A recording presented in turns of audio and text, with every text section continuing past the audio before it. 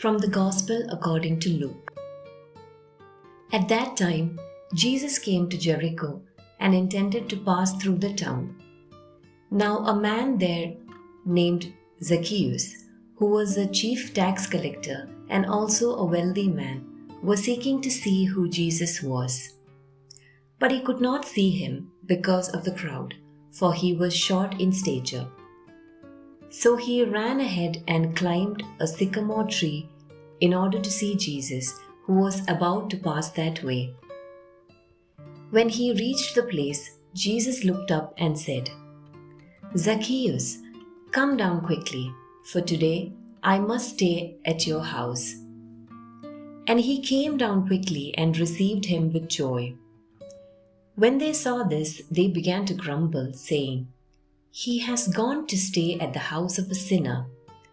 But Zacchaeus stood there and said to the Lord, "Behold, half of my possessions, Lord, I shall give to the poor, and if I have extorted anything from anyone, I shall repay it 4 times over."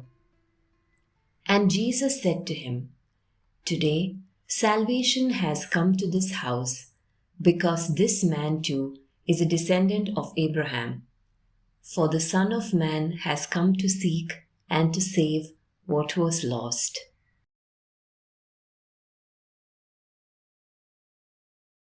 Brothers and sisters, let us remember this.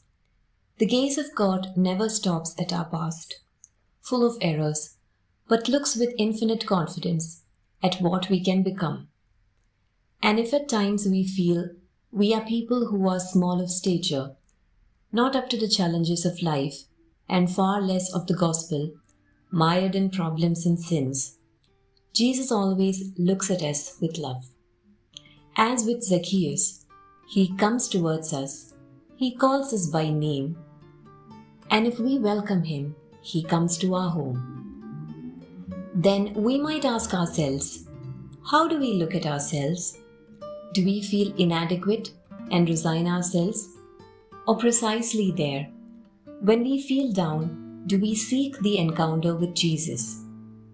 And then, what gaze do we have towards those who have erred, and those who struggle to get up again from the dust of their mistakes? Is it a gaze from above that judges, disdains, and excludes?